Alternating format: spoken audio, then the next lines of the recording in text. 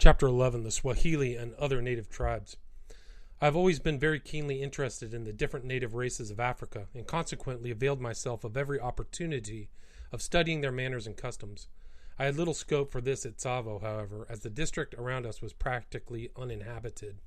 Still, there was of course a good number of Swahili among my workmen, together with a few Wakamba, Wa, Niem, Wezi, and others, so I soon became more or less acquainted with the habits of these tribes. The Swahili live principally along the coast of British East Africa and at Zanzibar. They are a mixed race, being the descendants of Arab fathers and Negro mothers. Their name is derived from the Arabic word Swahil, or coast, but it has also been said by some who have found them scarcely so guileless as might have been expected to be really a corruption of the words Sawahili, that is, those who cheat all alike. However that may be, the men are as a rule of splendid physique and well qualified for the calling that the majority of them follow, that of caravan porters. They are a careless, light-hearted, improvident people, and are very fond of all the good things of this world, enjoying them thoroughly whenever they get the chance. Their life is spent in journeying to and from the interior, carrying heavy loads of provisions and trade goods on the one journey, and returning with similar loads of ivory or other products of the country. They are away for many months at a time on these expeditions, and consequently, as they cannot spend money on the march, they have a goodly number of rupees to draw on their return to Mombasa. These generally disappear with wonderful rapidity, and when no more fun can be bought, they join another caravan and begin a new safari to the Great Lakes, or even beyond. Many a time I have watched them trudging along the old caravan road, which crossed the Tsavo at a ford about half a mile from the railway station. Here a halt was always called, so that they might wash and bathe in the cool waters of the river. Nothing ever seems to damp the spirits of the Swahili porter.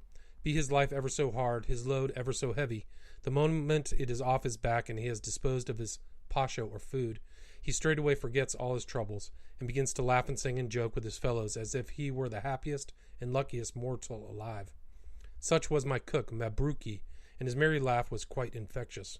I remember that one day he was opening a tin of biscuits for me, and not being able to pull off the underlid with his fingers, he seized the flap in his magnificent teeth and tugged at it. I shouted to him to stop, thinking that he might break a tooth, but he misunderstood my solicitude and gravely assured me that he would not spoil the tin. The Swahili men wear a long white cotton garment, like a nightshirt, called a kanzu.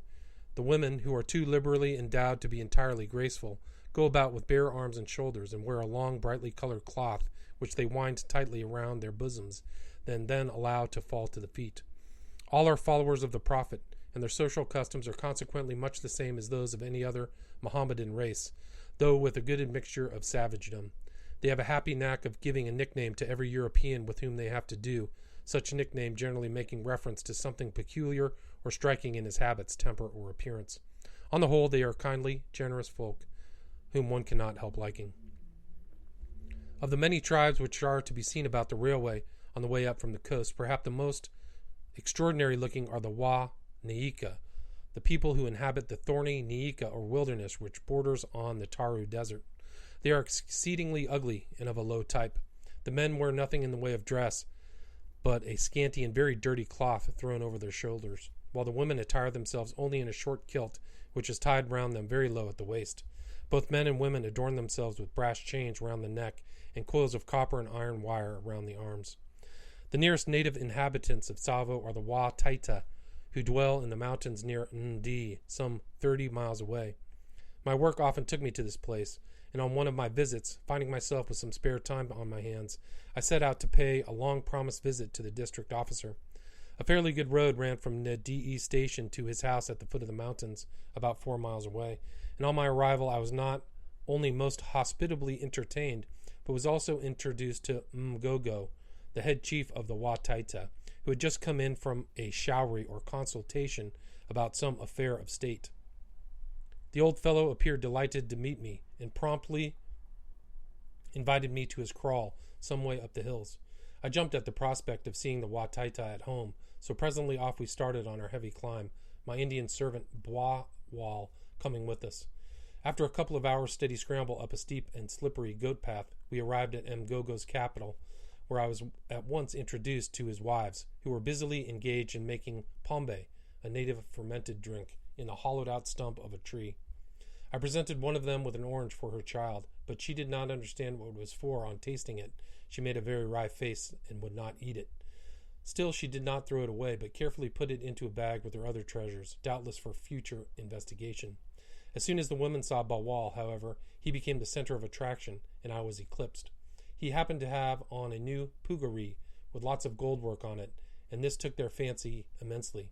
They examined every last line most carefully and went into ecstasies over it, just as their European sisters would have done over the latest Parisian creation. We made a short halt for rest and refreshment, and then started again on our journey to the top of the hills. After a stiff climb for another 2 hours, part of it through a thick black forest, we emerged on the summit, where I found I was well rewarded for my trouble by the magnificent views we obtained on all sides. The Great Kilimanjaro stood out particularly well and made a very effective background to the fine panorama. I was surprised to find a number of well-fed cattle on the mountain top, but I fancy Mgogo thought I was casting an evil spell over them when he saw me taking photographs of them as they grazed peacefully on the sweet grass which covered the plateau. Like most other natives of Africa, the Whattaya are exceedingly superstitious, and this feeling is turned to good account by the all-powerful witch doctor or medicine man.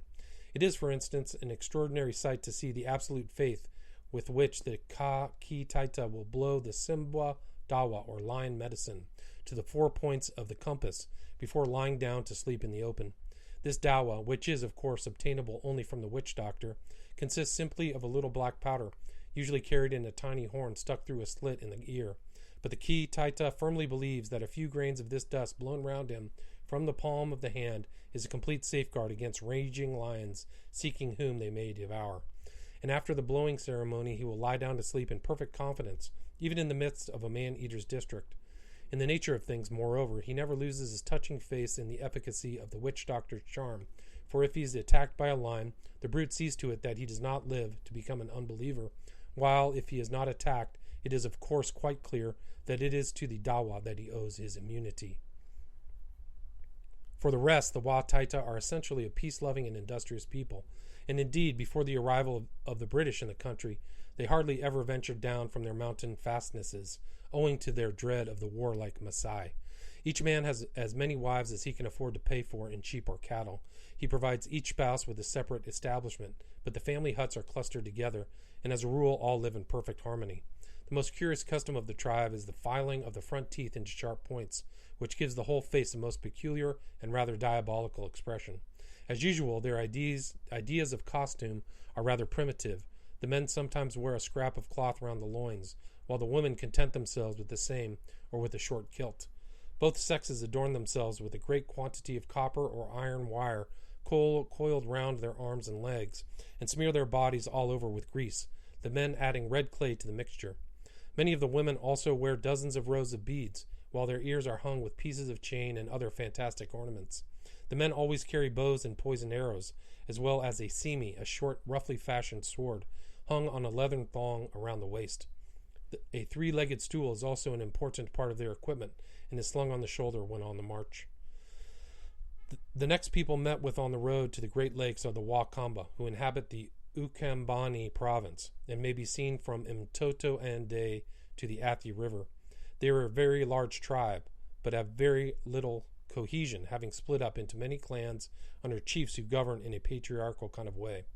In appearance and dress, or the want of it, they are very like the Whattaya, and they have the same custom of filing the front teeth. As a rule, too, they are a peace-loving people, though when driven to it by hunger they will commit very cruel and treacherous acts of wholesale murder. While the railway was being constructed, a severe famine occurred in their part of the country, when hundreds of them died of starvation. During this period, they several times swooped down on an isolated railway maintenance gang and utterly annihilated them, in order to obtain possession of the food which they knew would be stored in the camps. These attacks were always made by night. Like most other native races in East Africa, their only arms are the bow and poisoned arrow, but in the use of these primitive weapons they are especially expert. The arrowhead remains in the flesh when the shaft is withdrawn, and if the poison is fresh, paralysis and death very quickly follow, the skin round the wound turning yellow and mortifying within an hour or two. This deadly poison is obtained, I believe, by boiling down a particular root, the arrowheads being dipped in the black pitchy-looking essence which remains. I'm glad to say, however, that owing to the establishment of several mission stations amongst them, the Wakamba are quickly becoming the most civilized natives in the country, and the missionaries have adopted the sensible course of teaching the people husbandry and the practical arts and crafts of everyday life, in addition to caring for their spiritual needs. After Hippo. During my stay at Tsavo, I made many little excursions into the surrounding country and used to go off on a short shooting and exploring expedition whenever I had the opportunity. I was especially anxious to bag a hippopotamus, so I made up my mind to try my luck on the banks of the Sabaki.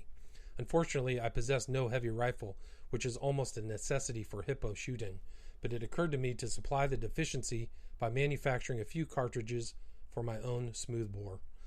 In these I had double charges of powder and a hardened bullet made of lead mixed with about an eighth part of tin.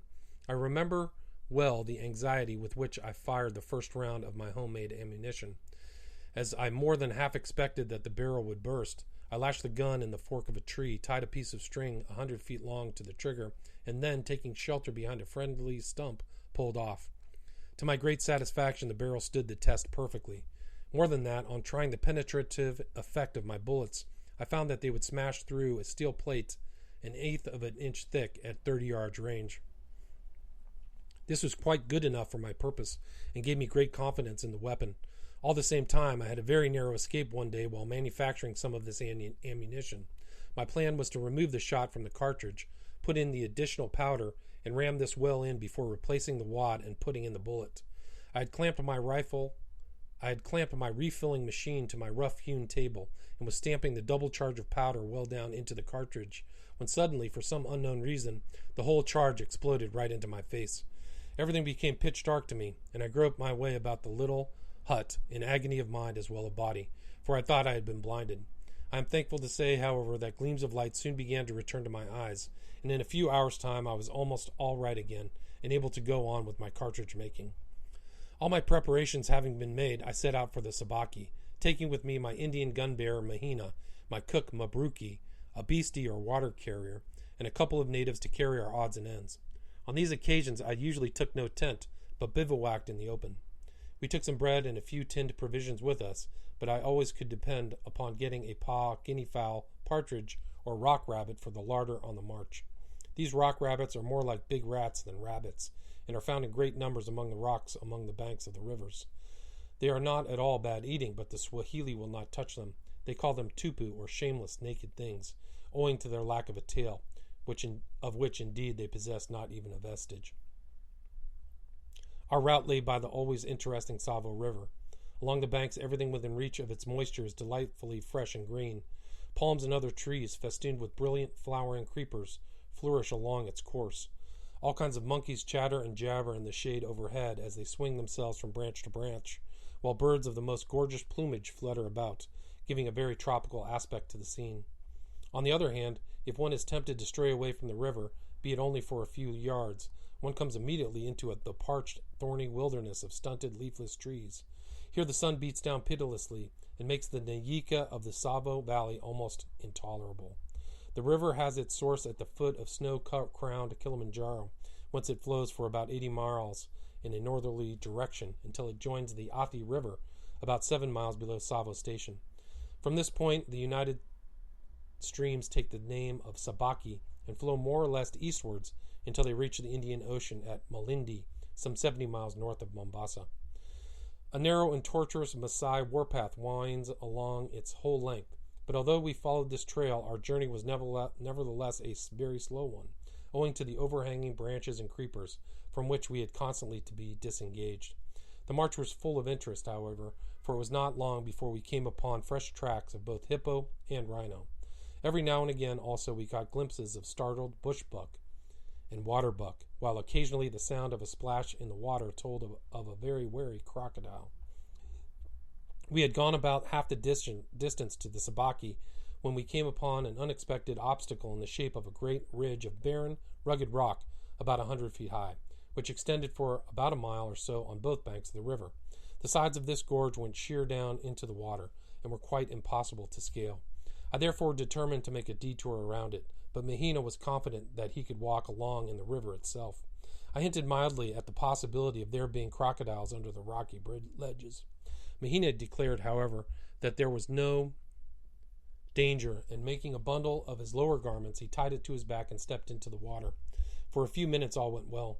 Then, in an instant, he was lifted right off his feet by the rush of the water and whirled away. The river took a sharp bend in this gorge, and he was rounded and out of our sight in no time, the last glimpse we caught of him showing him vainly trying to catch hold of an overhanging branch. Although we at once made all the haste we could to get round the ridge of rocks, it took us nearly a half an hour to do it. I had almost given up hope of ever seeing Mahina again, and was much relieved, therefore, when we reached the riverside once more, to find him safe and sound, and a little the worse for his adventure. Luckily he had been dashed up against a rushy bank, and had managed to scramble out with no more serious damage than a bruised shin. Eventually we arrived at the junction of the rivers and proceeded some way down the Sabaki, beside which the Tsavo looks very insignificant. Several islands are dotted about in midstream and are overgrown with tall reeds and rushes, in which hippo find capital covert all year round.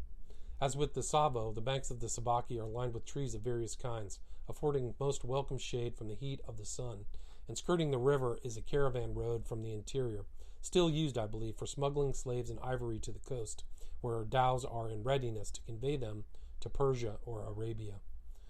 After an early dinner, which Mabruki soon got ready, I left my followers encamped in a safe boma a mile away from the river, and started out with Mahina to find a suitable tree near a hippo run in which to spend the night. Having some difficulty in finding a likely spot, we crossed to the other side of the river, rather a risky thing to do on account of the number of crocodiles in it. We found a fairly shallow ford, however, and managed to get safely over. Here, on what was evidently an island during flood time, we found innumerable traces of both hippo and rhino. In fact, the difficulty was to decide which track was the best and freshest. At length I picked out a tree close to the river, and commanding a stretch of sand which was all flattened down and looked as if at least one hippo rolled there regularly overnight. As there was still about an hour before sundown, we did not take up our station at once, but proceeded along the bank to see if any other game was about. We had not gone very far from Mahina, who was a little way ahead, signaled to me, and on joining him I saw a splendid-looking waterbuck standing in a shallow pool of the river. It was the first time I had seen one of these fine antelope, and I was delighted with the sight. I might have got 20 yards or so nearer, but I thought I had better not risk moving, so I aimed at the shoulder and fired. The buck gave one leap into the air, and then turned and galloped quickly behind an island which completely hid him from view. We waited for him to clear the rushes at the other end of this island, but as he did not appear, I got impatient and plunged into the river, regardless of crocodiles or anything else. On rounding the island, however, he was nowhere to be seen, and had evidently turned off while in the shelter of the reeds, and so gained the opposite bank. I was keenly disappointed at my failure, for it was impossible to follow him up. To do so, we should have had to make a long detour to get across the river, and by that time darkness would have set in. This incident shows the great drawback to the 30-30, namely that it has a very little knockdown effect unless it strikes a vital part, and even then in a bush country an animal may manage to go far enough to be lost. On the other hand, an animal wounded with a hard bullet is likely to make a speedy recovery, which is a great blessing. Mahina was even more upset at the escape of the buck than I was, and as we trudged back through the sand to our tree, he was full of gloomy forebodings of an unlucky night. By the light of a splendid full moon, we settled ourselves on a great outspreading branch and commenced our vigil. Soon the jungle around us began to be alive with its peculiar sounds. A night bird would call, a crocodile shut his jaws with a snap, a rhino or hippo crashed through the bushes on its way to the water. Now and again we would even hear the distant roar of the lion. Still there was nothing to be seen. After waiting for some considerable time, a great hippo at last made his appearance and came splashing along in our direction, but unfortunately took up his position behind a tree which, in the most tantalizing way, completely hid him from our view. Here he stood tooting and snorting and splashing about to his heart's content. For what seemed hours I watched for this ungainly creature to emerge from his covert, but as he seemed determined not to show himself, I lost patience and made up my mind to go down after him. I therefore handed my rifle to Mahina to lower to me on reaching the ground, and began to descend carefully, holding on by the creepers which encircled the tree. To my intense vexation and disappointment, just as I was in this helpless condition, halfway to the ground, the great hippo suddenly came out from his shelter and calmly lumbered along right underneath me. I bitterly lamented my ill luck and want of patience, for I could almost have touched his broad back as he passed. It was under these exasperating conditions that I saw a hippo for the first time, and without doubt he is the ugliest and most forbidding-looking brute I have ever beheld. The moment the great beast had passed our tree, he scented us, snorted loudly, and dived into the bushes close by, smashing through them like a traction engine. In screwing myself round to watch him go, I broke the creepers by which I was holding on and landed on my back in the sand at the foot of the tree, none the worse for my short drop, but considerably startled at the thought that the hippo might come back at any moment. I climbed up to my perch again without loss of time, but he was evidently as much frightened as I was, and returned no more. Shortly after this, we saw 2 rhino come down to the river to drink. They were too far off for a shot, however, so I did not disturb them, and they gradually waddled upstream out of sight. Then we heard the awe-inspiring roar of a hungry lion close by, and presently another hippo gave forth his tooting challenge a little way down the river. As there seemed no likelihood of getting a shot at him from our tree, I made up my mind to stalk him on foot, so we both descended from our perch and made our way slowly through the trees in the semi-darkness. There were numbers of animals about, and I'm sure that neither of us felt very comfortable as we crept along in the direction of the splashing hippo. For my own part, I fancied every moment that I saw in front of me the form of a rhino or a lion ready to charge down upon us out of the shadow of the bush. In this manner, with nerves strung to the highest pitch, we reached the edge of the river in safety, only to find that we were again balked by a small rush-covered island, on the other side of which our quarry could be heard. There was a good breeze blowing directly from him, however, so I thought the best thing to do was to attempt to get onto the island and have a shot at him from there. Mahina, too, was eager for the fray, so we let ourselves quietly in the water, which here was quite shallow and reached only to our knees, and waded slowly across.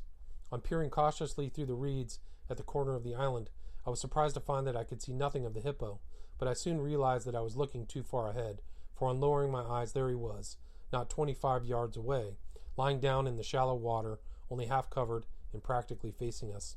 His closeness to us made me rather anxious for our safety, more especially as just then he rose to his feet and gave forth the particular challenge or call which we had already heard so often during the night.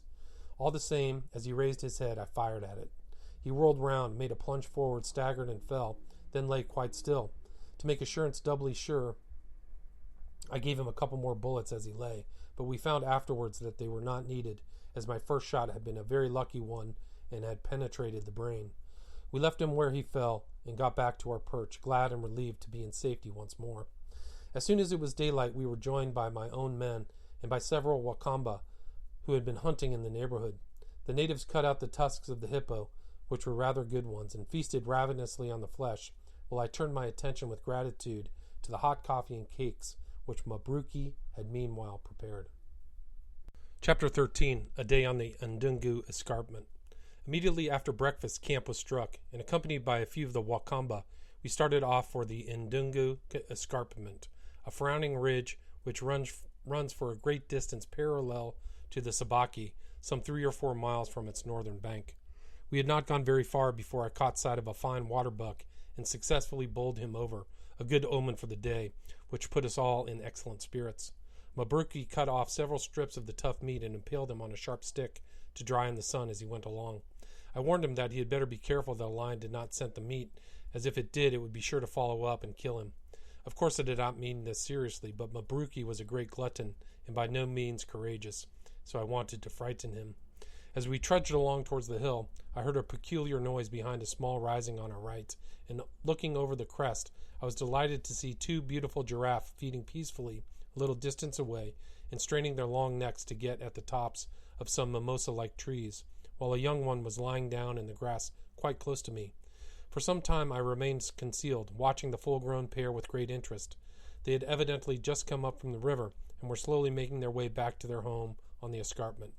They seemed on the most affectionate terms, occasionally entwining their great long necks and gently biting each other on the shoulders. Much as I should like to have added a giraffe to my collection of trophies, I left them undisturbed, as I think it a pity to shoot those rather rare and very harmless creatures, unless one is required for a special purpose. We pushed on, accordingly, towards the escarpment, for I was very impatient to get to the top and explore a place where I felt convinced no other white man had ever set foot.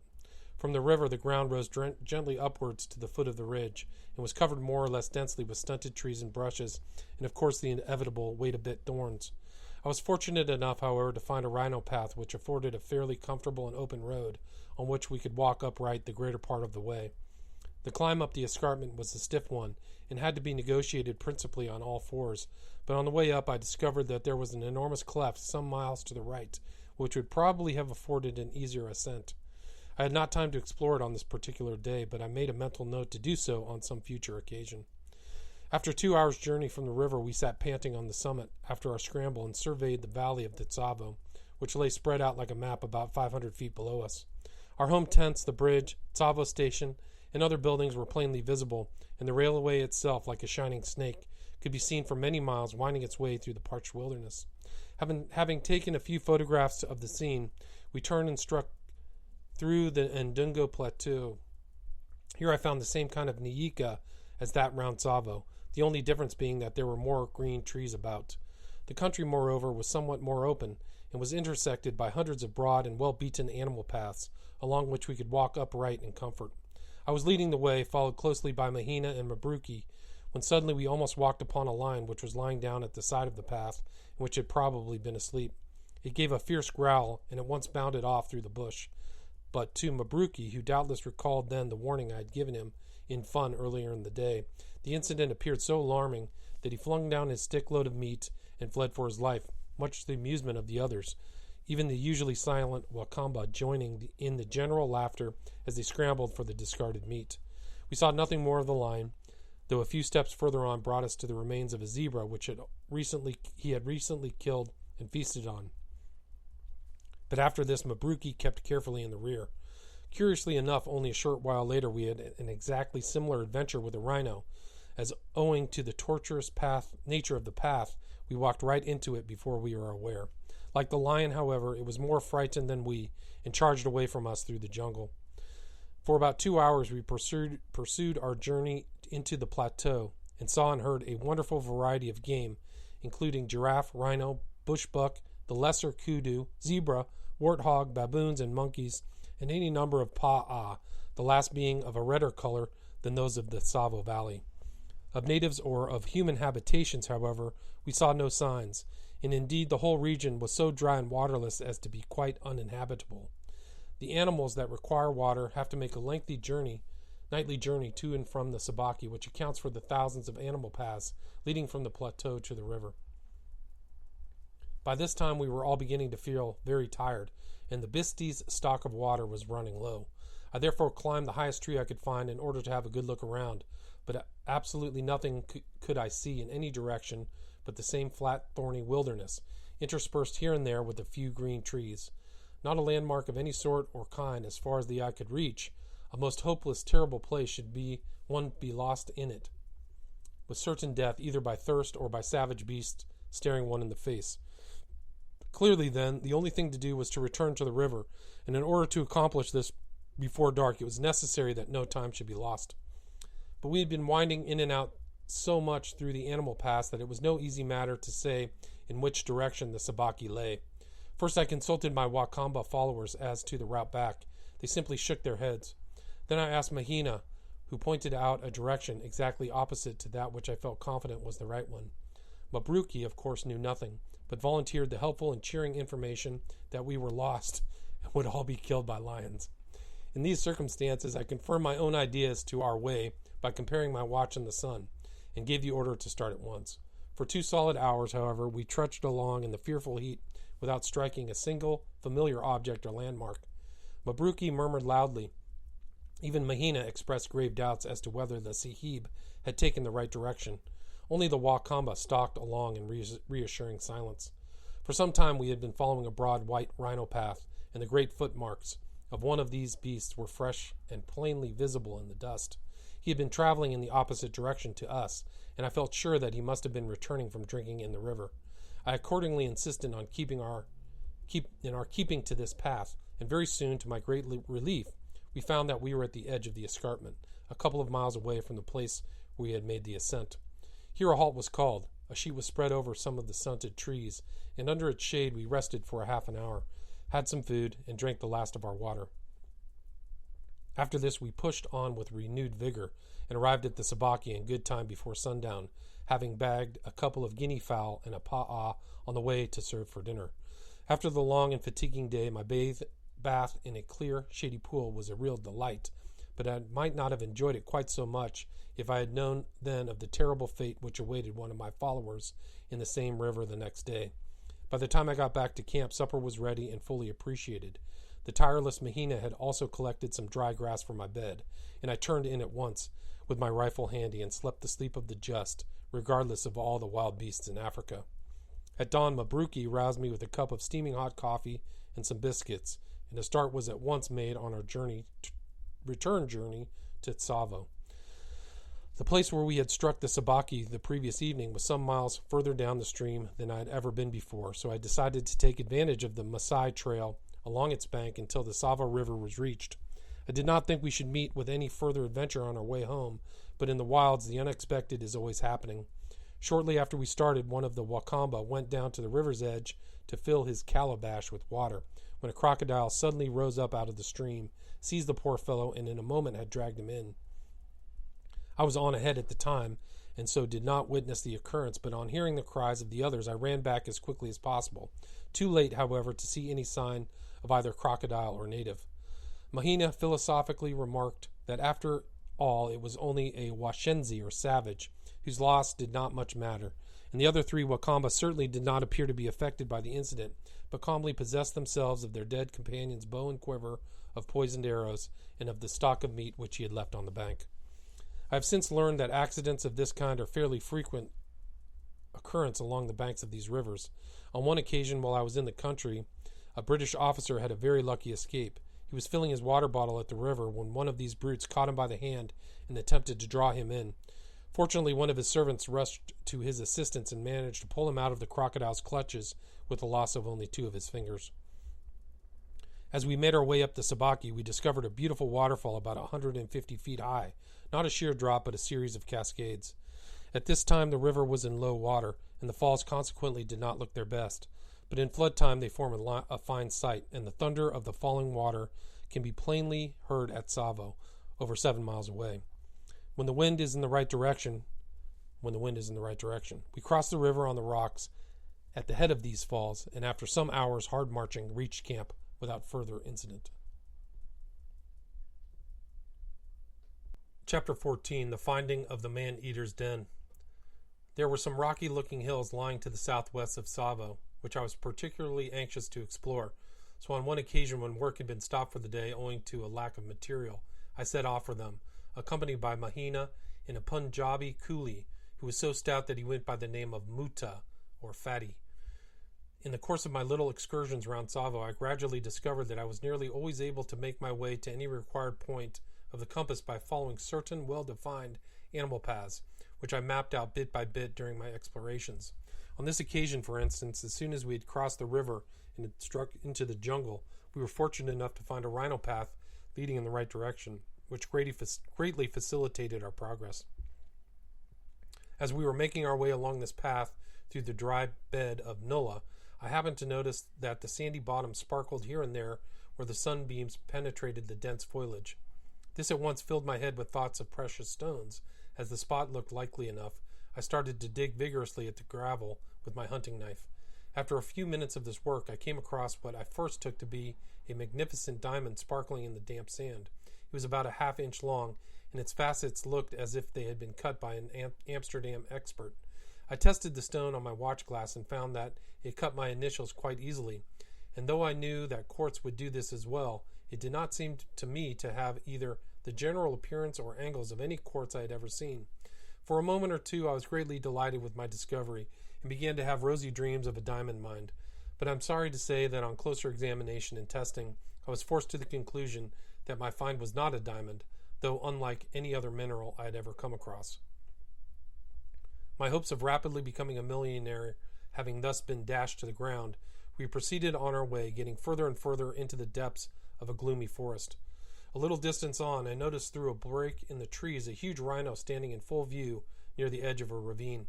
Unfortunately, he caught sight of us as well, and before I could take aim, he snorted loudly and crashed off through the tangled undergrowth. As I followed up this ravine, walking stealthily along in the delightful shade of the overhanging palms, I observed on my left a little nullah which opened out of the main channel through a confused mass of jungle and creeper. Through this tangle there was a well-defined archway, doubtless made by the regular passage of rhino and hippo, so I decided to enter and explore what lay beyond. I had not gone very far when I came upon a big bay scooped out of the bank by the stream when in flood and carpeted with a deposit of fine, soft sand, in which were the indistinct tracks of numberless animals. In one corner of this bay, close under an overhanging tree, stood a little sandy hillock, and on looking over the top of this I saw on the other side a fearsome-looking cave, which seemed to run back for a considerable distance under the rocky bank. Round the entrance and inside the cavern I was thunderstruck to find a number of human bones, with here and there a copper bangle such as the natives wear. Beyond all doubt, the Man-Eaters Den. In this manner, and quite by accident, I stumbled upon the lair of these once dreaded demons, which I had spent so many days searching for through the exasperating and interminable jungle during the time when they terrorized Tsavo. I had no inclination to explore the gloomy depths of the interior, but thinking that there might possibly still be a lioness or cub inside, I fired a shot or two into the cavern through a hole in the roof. Save for a swarm of bats, nothing came out, and after taking a photograph of the cave, I gladly left the horrible spot, thankful that the savage and insatiable brutes which once inhabited it were no longer at large. Retracing my steps to the main ravine, I continued my journey along it. After a little while, I fancied I saw a hippo among some tall rushes growing on a bank, and quickly signed to Mahina and Muto to stay perfectly still. I then made a careful stalk, only to discover, after all my trouble, that my eyes had deceived me and made me imagine a black bank and a few rushes to be a living animal. We now left the bed of the ravine and advanced along the top. This turned out to be a good move, for soon we heard the galloping of a herd of some animal or other across our front. I rushed around a corner in the path a few yards ahead, and crouching under the bushes saw a line of startled zebras flying past. This was the first time I had seen these beautifully marked animals in their wild state, so I selected the largest and fired, and I was quite close to them. He dropped in his tracks stone dead. When I stood over the handsome creature, I was positively sorry for having killed him. Not so Muto, however, who rushed up in ecstasy, and before I could stop him had cut his throat. This was done, as he remarked, to make the meat lawful, for Muto was a devout follower of the Prophet, and no true Mohammedan will eat the flesh of any animal unless the throat has been cut at the proper place and the blood allowed to flow. This custom has often caused me great annoyance, for Mohammedan followers rush in so quickly when an animal is shot and cut the head off so short that it is afterwards quite useless as a trophy. By the time the zebra was skinned, darkness was fast approaching, so we selected a suitable tree in which to pass the night. Under it we built a goodly fire, made some tea, and roasted a couple of quails which I had shot early in the day, and which proved delicious. When we betook ourselves to the branches, at least Mahina and I did, Muto was afraid of nothing, and said he would sleep on the ground. He was not so full of courage later on, however, for about midnight a great rhino passed our way, winded us, and snorted so loudly that Muto scrambled in abject terror up our tree. He was as nimble as a monkey, for all his stoutness, and never ceased climbing until he was far above us. We both laughed heartily at his extraordinary haste to get out of danger, and Mahina chaffed him unmercifully. The rest of the night passed without incident, and in the early morning, while the boys were preparing breakfast, I strolled off towards the rocky hills which I had seen from Tsavo, which were now only about a half-mile distance. I kept a sharp lookout for game, but came across nothing save here and there a pa'a and a few guinea fowl, until, just as I was about halfway round the hill, I saw a fine leopard lying on a rocky ledge, basking in the morning sun. But he was too quick for me and made off before I could get a shot. I had not approached noiselessly enough, and the leopard is too wary a beast to be caught napping. Unfortunately, I had no more time at my disposal in which to explore these hills, as I was anxious to resume work at Tsavo as soon as possible. So after breakfast, we packed up the zebra skin and began to retrace our steps through the jungle. It was an intensely hot day, and we were all very glad when at length we reached the home camp. Most of my little trips of this sort, however, were made in a northerly direction, towards the ever-interesting Athi or Sabaki rivers. After a long and tiring walk through the jungle, what a pleasure it was to lie up in the friendly shelter of the rushes which lined the banks, and watch the animals come down to drink, all unconscious of my presence. I took several photographs of scenes of this kind, but unfortunately many of the negatives were spoiled. Often, too, on a brilliant moonlight night, I've sat on a rock out in the middle of the stream near a favorite drinking place, waiting for a shot at whatever fortune might send my way. How exasperating it was when the wind changed at the critical moment and gave me away to the rhino or other animal I had sat there for hours patiently awaiting.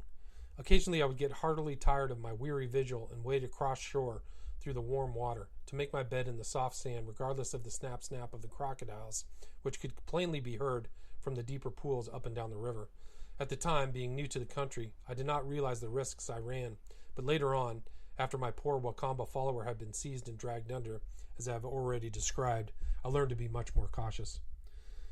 The shortest way of reaching the Athi River from Tsavo was to strike through the jungle in a northwesterly direction, and here there was luckily a particularly well-defined Rhino Path, which I always made use of.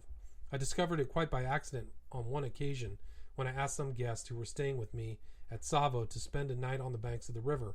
As we were making our way slowly and painfully through the dense jungle, I came across this well-trodden path, which appeared to lead in the direction which I wished to go, and as I felt convinced at any rate it would bring us to the river somehow, I followed it with confidence.